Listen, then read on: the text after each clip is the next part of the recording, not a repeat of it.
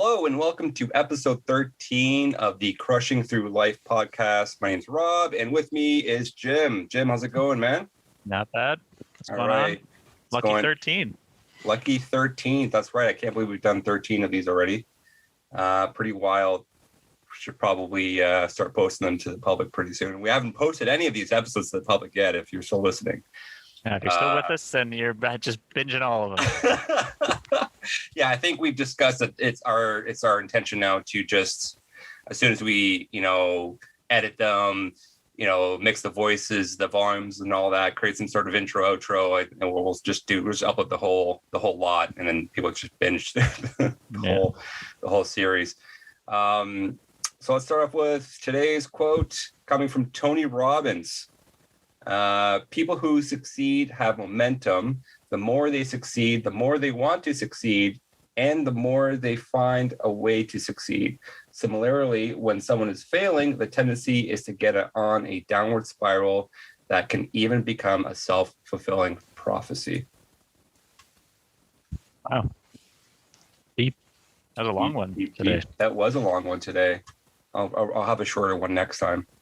No, there's no limitations, I think. I mean, it's pretty true. Like if you think about, obviously, like the whole statement of like when it rains, it pours, is, I think it's so easy to be negative and you have to do work to be positive. So like the idea of even raining, like, and it's pouring is like rain has a negative connotation and people go to that downward side a lot easier because you can be lazy to do. You don't have to put any work in to be in a spiral. But it is true that like that when you're on a hot streak or you're doing something every day to better yourself, like that. Success doesn't have to be financial. I think people always go to financials when it comes to success, but like a mental success or physical, whatever it is, I think when you are experiencing it every day in a row, like you do enjoy it and you like getting tasks done or you like getting whatever, and that so I can totally see that's a good quote. Yeah, I would agree 100%. Even the fact that like the downward spiral, it's like once you reach that bottom, there's no way to move and other than up, right? You pick up the pieces. If you don't care, right? Like if you are at the bottom, like if, when people hit rock bottom, they just stop giving a shit. So it's well, it's true, right? You just if you don't care what people think or you don't care, it's just like this is your new norm and you're okay to be living in it. And it's really tough to get out of it. Right. And I guess that's the prophecy side of it. For sure. So we're on day 15 of our 30-day challenge. How are you feeling, man? I think this one for me is a lot easier.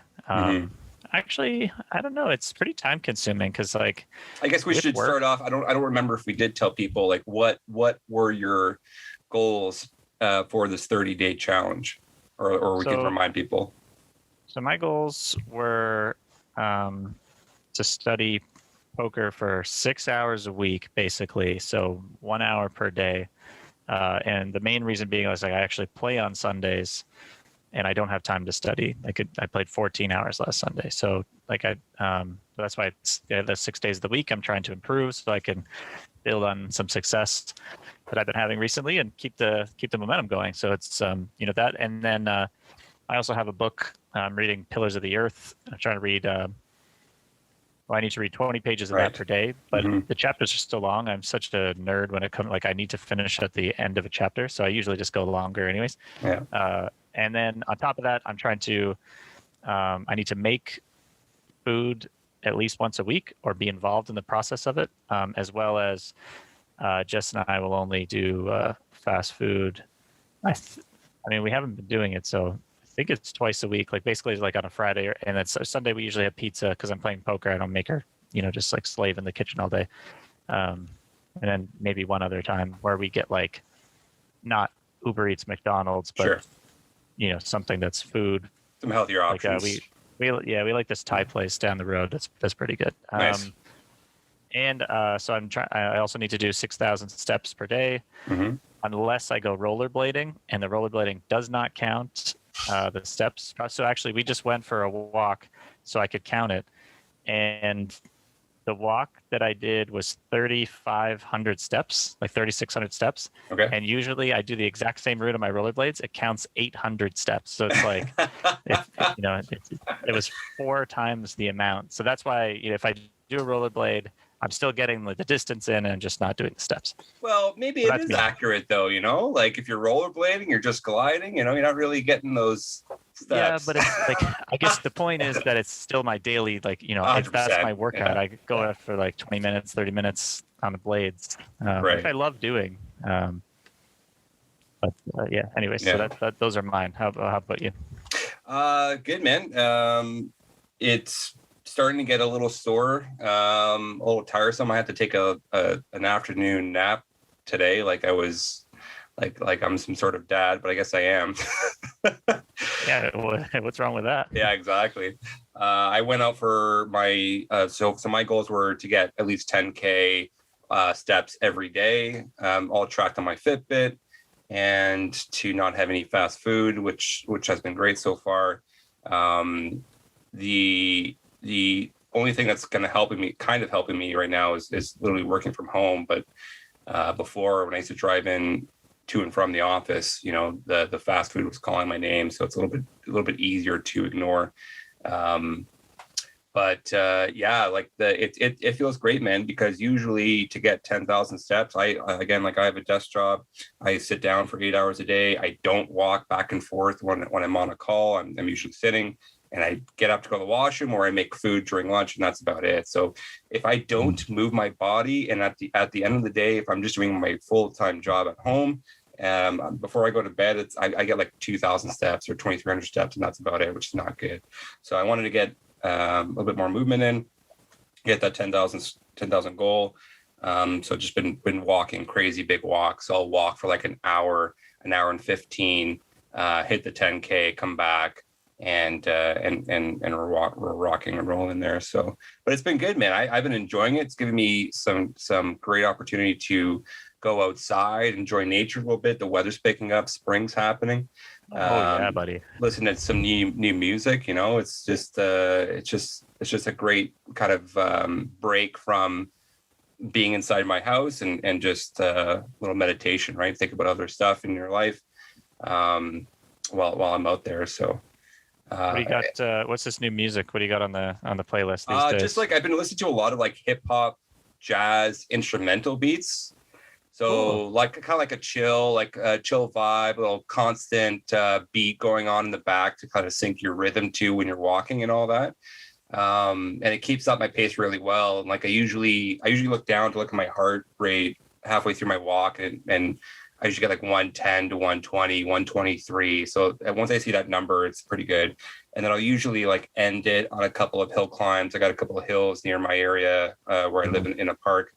And I'll do a couple of those to and from during my route, just to get some floors in. But yeah, it's been good, man. Definitely sore, but walking is getting a little bit easier. It's nice to see people, Yeah, it's a lot of people around well, about. you mentioned that, like, the weather's been nice, and it's crazy. You are like, life is returning, and people have been inside. I've heard people say one way or the other, like, oh, this was such a long winter. Mm-hmm. But I actually, because I didn't have to go to work for the first time outside, I felt like it was actually a relatively quick winter. Like if you don't leave your house, like what does it matter if what the temperature is? Yeah. Mind you, in January, Jess and I were doing tons of walks. Like we just went for one now, like I said. So the cool thing about the challenges that we've been doing, at like having finished the one in January already, is I feel like I've been outside more than I ever have this early in the year. Like we're 3 months through the year, and I think I just hit my 101st workout of just kidding, my 60th workout of the year today. Yeah. And out of like basically 90 days, I'm doing 2 out of every 3 days, which is great. And I think that's because I definitely wouldn't be doing it without the challenges. But also, like, being outside is is rewarding to me. I think I feel like a lot of the time just flies by, and I feel like I don't do anything. But this year I've already done a ton of stuff. I haven't even left my neighborhood. Right. It's kind of interesting in I never I'm just talking out loud now and realizing that. But I love the nice weather. Like when it's like 5 o'clock, and that it's sunny outside. It's still So a little good. bit warm. Just last year we were going for. I was rollerblading. She was biking. I might get a bike actually, but I might do that after we move, just so I don't have to deal with transferring that thing. But yeah, it's like I just love being outside. I love seeing your posts when you're out there. Like the other day you were out at the golf course and checking out that old barn. So it's good stuff. Yeah, I was. I walked. I work for a golf company, and there's a cart path obviously along the golf course beside us, and I figured what a great time to go for a walk on an empty golf course when they're not open yet. So I took advantage of that, walk along the golf cart path, and came across like an old barn, and there was like just tons of golf balls. So I was just collecting them like it was Easter, just from like the previous year. Everyone just smacking the balls across the trees there. So yeah, fantastic collection to get. Awesome. It's like you get your workout in, you're outside, listen to music, and you're making money. yeah. Can't complain. Absolutely, got a couple Pro V1s. Like it's fantastic. Oh, those, yeah. I mean, it's crazy what people do for those, right? Yeah, I guess I should mention. So if neither Rob or I, or there's 3 others doing the challenge, you owe $5, and it goes to the pool, and whoever does the most by the end of the month, I guess, is going to get this money. And right. So 2 times this month I haven't done it. I haven't reached my steps or been able to read or study poker. And I guess to your original question was, how's it going? And I think the other one was tough because we had to do 2 workouts a day for a time, because they don't need to read 10 pages of nonfiction. I failed hard on that first challenge. But, the 2 workouts was definitely time consuming. But now, like, I basically still do the first workout and then I study an hour of poker. So the timing isn't too much different in terms of, still what it takes. And then I'm reading actually double the pages. So it's even more time consuming this time around. The only thing is it's more of like a mental challenge or for me, where I'm learning and then I'm reading. So I'm still exercising my brain in a sense, as opposed to just exercising my body twice. So the time is still going there. So I think that's actually the difficulty is, there's nights where it's like, I know I'm going to be up late because I just want the last thing I'm going to do so I could still hang out with Jess is like, just go up and study poker and all this stuff. Well, you mentioned that you go out with Jess, and for those that know, Jess is Jim's wife. But how has that affected your relationship with Jess? Like, you're obviously spending more time with her going outside, and these challenges are helping you go out there. What's your reaction to all that? I think it's great. She doesn't go out every time, especially some days it's just like really windy or the weather permitting. Just days. There's one day last week where I was just, I don't know. There's something like with my job, the website was kind of acting up. I was trying to do something to wrap up the day, and it was just a little annoying. So I came down, I was a little frustrated. And she's like, "Hey, there's 15 minutes before dinner. Why don't you go for a rollerblade real quick?" And that was kind of good to just blow off some steam, like you said, listen to some music and be in my own zone. And how great is that to have someone to push you to do that too? Because my wife does that as well. Like, well, why don't you go outside and go for a walk? Like just take a break, go outside, go exercise, because she knows that it's going to help you in the long run, right? And you do too, but you don't realize that at first, because I've had days like that at work where it's just like you have this frustrating problem or you encounter this issue with somebody and your gears are grinded, so to speak. So you got to do something to kind of clear that mind, right? Well, and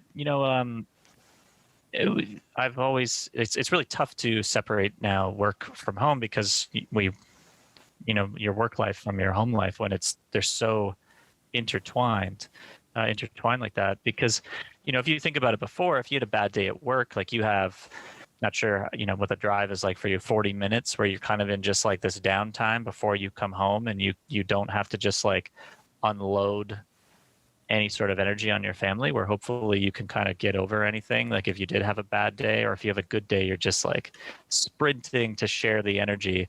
But there are times like, in that moment where I would have been maybe more negative than not, and I just go outside and zip around, and then I come back in, and like it's just great for attitude change. Nice. I find that. But I guess to specifically answer your question, I think it's awesome in terms of like a strength thing, because we don't bring our phones and we just talk. And I feel like we've been together, it's almost 11 years now, so it's not much that we don't know.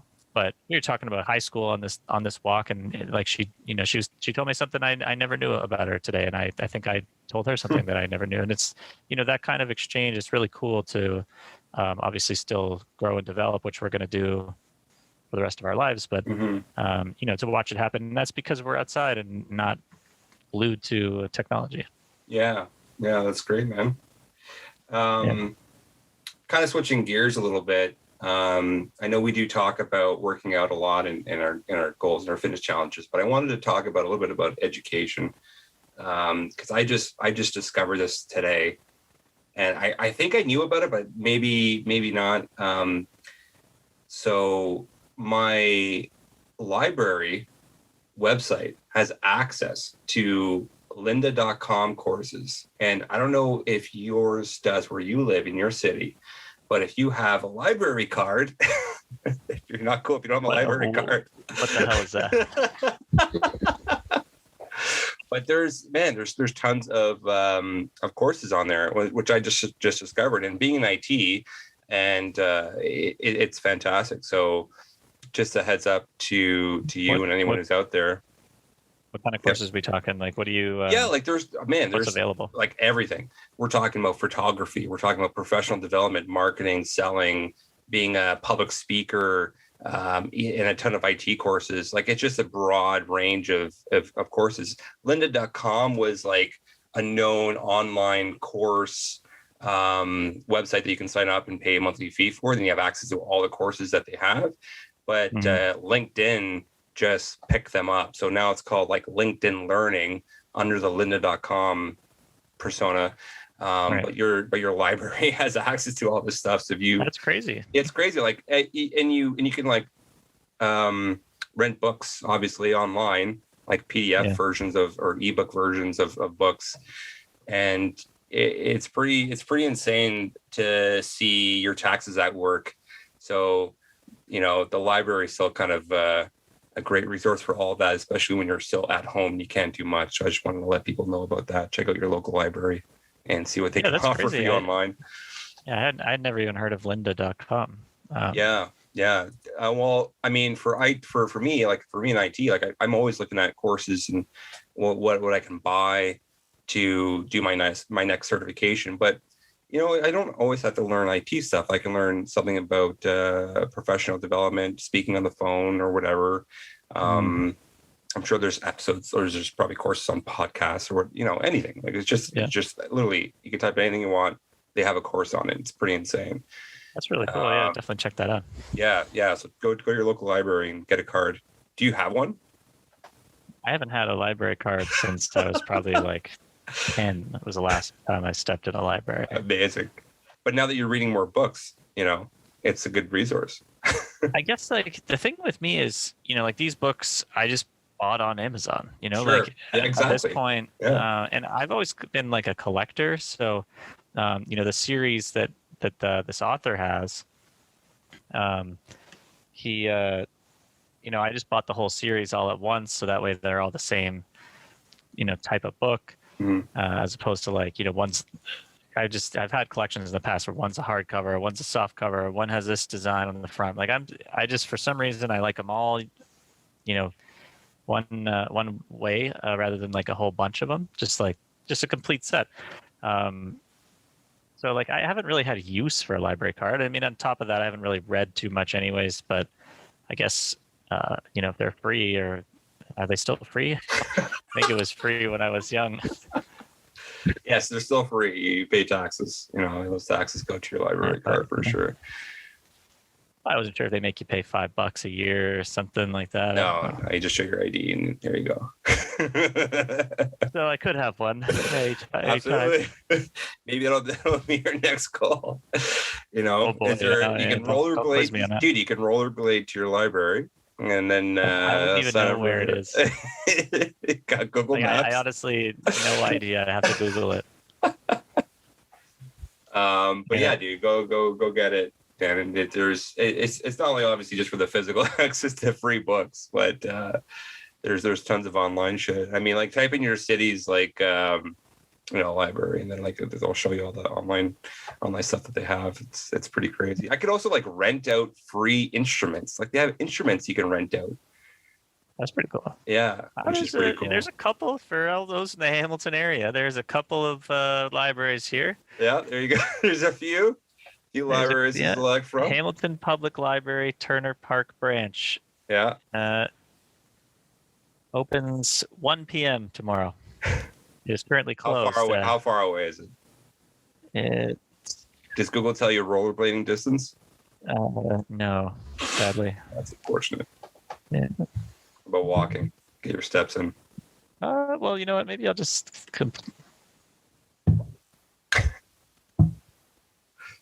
Anyway,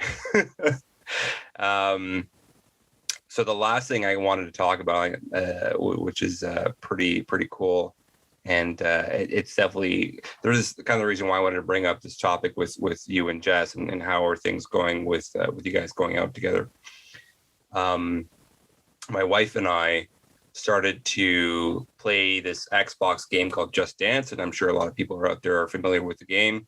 We have an Xbox Connect camera system, and you dance the songs, and you get points, and you rate, you get rated on and all that. But we bought it to literally exercise and move our bodies more at home, and we're stuck at home like in a rainy day or whatever.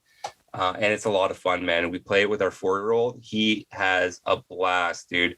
Every time you finish the song, there's like a 30-second replay with quick cuts of your entire dance routine, and it kills him. It makes him laugh so much. So that's awesome. Yeah, it's pretty awesome. It's a lot of fun. So Jess has a game for Wii. Okay. But it's very arm heavy because the controllers you put on your arm, there's no body cam or there's no cam. Oh, I see. Right. So the controllers are on your wrists. So, but you got to do whatever these different moves over and over again, and you're supposed to move your legs, but it really doesn't pick that up. So then you get a score. But it's like current songs that are top 40 or that have been for a couple of years. There's some Bieber on there and Katy Perry, Taylor Swift, that kind of thing. Yeah. Something similar, but I've actually never done it. Jess has done it a bunch. She actually got another game that has this wheel, and you drive with it, or you have to push a certain amount, or you pull it. So it makes you do certain exercises, or you have to you sit down and you just kick your legs for a bit. Okay. Yeah. To work out your core. So it's kind of cool. Right. She's doing that. Not a ton, but it's not something that we've done together. Do it together, man. Honestly, it's hilarious playing these games that at the same time you're doing some sort of fitness workout. So it's great. You're doing with your partner, and you get to laugh at how silly you look or whatever. Who gives a shit? You're at your house. You're at your house. Yeah, we're already married. Exactly. At this point. Well, yeah, for sure. Yeah. But So we got Just Dance 2020. We're dancing from the Connect. We had the game for a week. We've already crushed through all the songs. Oh. Yeah, we played every single song 3 to 4 times. And it's hilarious because we'll start doing the dance moves while we're making food in the kitchen, not with from yesterday's game or whatever, and we'll just make each other laugh. But I just realized that Just Dance has this unlimited subscription version where, if you pay, I think it's $30 a year, so it's pretty cheap. You get the whole catalog of the previous Just Dance games, and there's 600 songs you can play from and pick from or whatever. So, Yeah, it's Oh, there's pretty probably some good jams on there. Yeah, If you go yeah. back like six, I'm pretty 7 years, excited. like, I'm man, pretty I forgot excited. about this song. Yeah. So you guys are gonna go for it? Yeah. So we have the core base game with the Just Dance 2020. You pay for the unlimited subscription, and then you have like this all the dance songs you can dance to. And then like now we're getting jacked because we're like, okay, now we need to like perfect these dances, and then the next wedding that we go to, we need to go up to the DJ, request a certain song, and then just blow everyone's minds. You know the routine. We just have the routine down on lock. Man, that is if you could pull that off, I will be quite jealous. I'll tell you that much. Yeah, it'll happen. Mark my words. That's great. So, yeah. Anything going on with you? I mean, actually, some pretty exciting stuff. So, Okay. I mean, not super exciting, but today we had to re-sign our mortgage. So we left the house together for the first time, and since Saturday, my brother and sister-in-law had a baby last Thursday. Oh, so that's amazing. We are fresh, new aunt and uncles again. Congratulations. Second time. Nice. And thanks, man. The new guy is nice. He's nice. He's healthy. He's nice. He's not crazy. He's not a bully. No, he's nice. He's pretty quiet. Quiet baby. And okay, that's good. So we go over to see my so we were really good. We haven't seen anybody in 2 weeks. We waited so that whenever the baby was born, we could go and see it. Sure. Basically we waited 36 hours. Yeah. And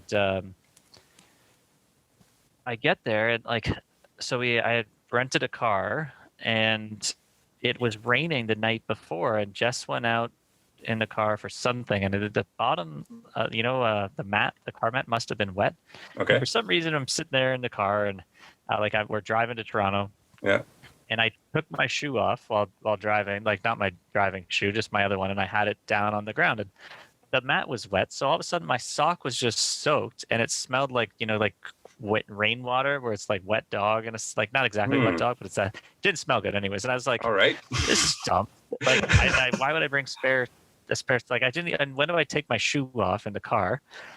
But so anyways, I'm like, I guess I'll just go barefoot. So I take off my other sock, and I leave him in the back seat of the car when we go to see my nephew, or like our new. And the older nephew is 4. Okay. We get in there and he's so excited. Apparently, my brother-in-law said this is his favorite day of the year because his new brother's born and he gets to finally have his aunt and uncle in his house, and he gets to hug us because he hasn't. Even we saw him in the summer. He's his parents have him like. I'm sure it's same with your son. Like, you just can't go up to people anymore because you're, trying to be distant and respect their space, as well as it might not be safe for him. For sure. So, even in the summer, he really didn't hug us. Maybe a couple times, but nothing like, he was excited. Yeah. Okay. So all of a sudden, I guess I get in there and I take my shoes off, and he goes running upstairs, and his, his mom's in there with the new little guy. And then he comes back downstairs, and my brother-in-law says, he wants to know why you don't have socks on. And I was like, they got wet. Like, I'm in bare feet. I honestly, I was thinking, like, I'll be self-conscious because I don't just go into someone's house in bare feet. It's kind of weird. Yeah, it's very weird. Like, but they're family, but if it was the summer and I had sandals, like, sure, that's fine. So I thought maybe I'll get away with it. Right. No, he noticed right away, and they're like, he's like, Uncle Jimmy has bare feet on, and then so my brother-in-law, he said, he's like, Rafa, it's fine. My nephew's name's Rafa, and he's like, it's fine. And he goes, well, I'm not scared of Uncle Jimmy, but I am scared of his feet. So, like, I'm trying to sit there on the ground and cover my feet up. Like, I love this kid. I just want to hug him. And he's like, he's hiding behind the couch.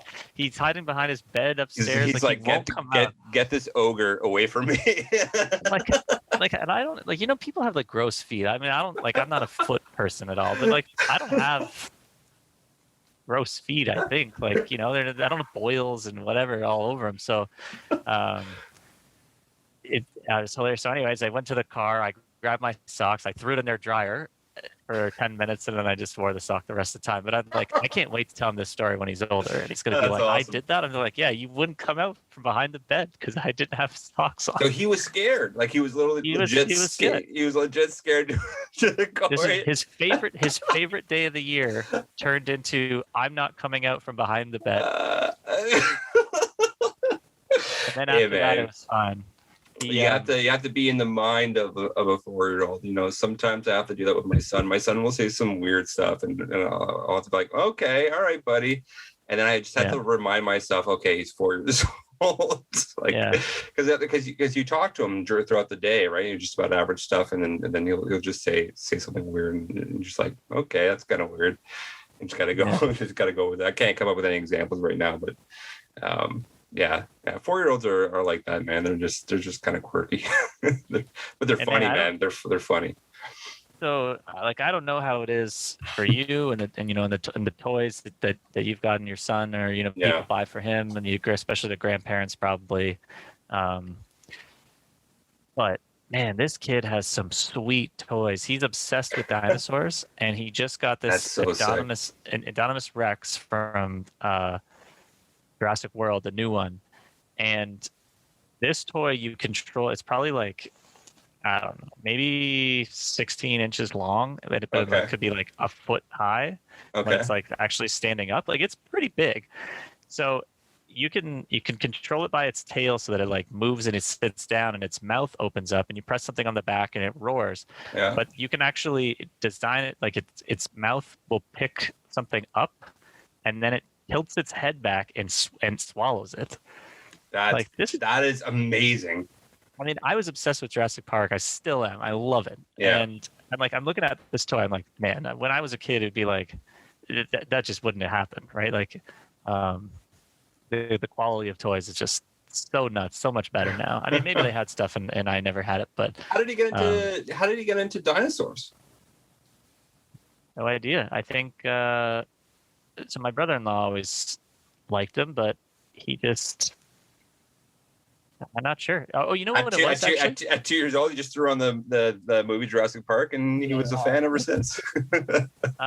He for Christmas, Jess and I used to get them a 1-year pass to the ROM, so they could, because it was a perfect. So like on days off, my brother-in-law would take my nephew, or like they'd all go together, my sister-in-law, and wander around the museum. And I think, you know, probably the dinosaur bones always been my favorite part of the ROM, but I was always into dinosaurs too. So and I always like the ancient Egyptian, like the mummies and like the pyramids and all that kind of stuff too, and the tools they use to build that. I think it's still crazy now, you know, to think of what people are capable of building, like those, you know, they stand the test of time. Just a quick note on that. The Louvre just posted all of their collections online.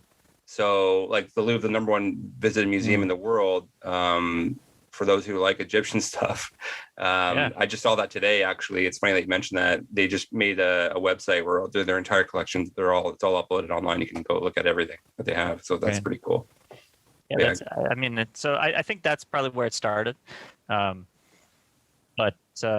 yeah, like and the thing is, like, he can tell you everything. There's this book, like, you know, that he's opening up and he's explaining to us, you know, this dinosaur is from the Cretaceous period and this one's the Jurassic period. And then Jess is like, is this one from the Jurassic period? He's like, no, that's the Cretaceous period. You know, like, come on, Nancy J. Like, so this kid is already crushing through life at 4 years old. Oh yeah, like it's so sweet to watch him. He will be on this show for sure. It's our second guest. Yeah. Your second guest. It's we just have 4-year-olds on our show. It's a crazy cast of you know of cameos. Yeah, it's such a cool, and I missed him. I haven't seen him in a long time, and he's so excited to be a big brother now, and just really, really special moment. So I mean, nice. It's not too often, like, especially in the last year. If you ask me, like, you know, you just stopped and you said, "What's new with you?" Like, it is a very, very fun weekend that we just had. That's great, man. That's cool. Awesome. My neighbors have a couple of kids, and when they're playing outside, we can see them through our window.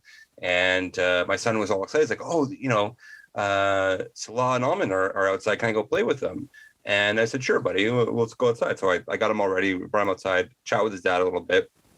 And his dad was like, "Oh, wait, let me go get my boys the masks, and they'll play with you." And right away I was like, "All right, well, I can't be the only guy. Let me go get my mask for my boy as well." So I got him the mask, and it's pretty cool to see. I mean, obviously it's unfortunate that we have to wear them, but it was pretty cool to see kids these days at 4 years old who don't care about wearing the mask, and just, it's like the norm right now. And like they just know they got to put it on. They don't complain. No one complains, and they're just playing with the toys and all that. And it was pretty sweet to see, man, because I mean, obviously we live in a very diverse city, multicultural. This family who lives right beside me, they're from Sudan, and the guy is a pharmacist, and he's very, like, he's got his whatever degrees in pharmacy and all that. But he's in Canada now, so he's got to go through the Canadian system. Probably his PhD, at least one. I didn't ask specifically; just told me what he does. And he's got to he's looking for a job right now. He's got a couple of interviews lined up, so it's all good for him. But what was pretty cool, because my son, while he was playing with the kids, went up to one of them and gave him a hug because he shared a toy with him. And I thought that was a pretty cool moment. And I had to like capture that internally in my mind. Like, we were just chatting away about like work or whatever, and just see my kid hugging another kid for just being nice. Nothing to do with I guess it's a little bit of like, like racism, right? Like there's like, their kids don't know that at that age. It doesn't exist at that point.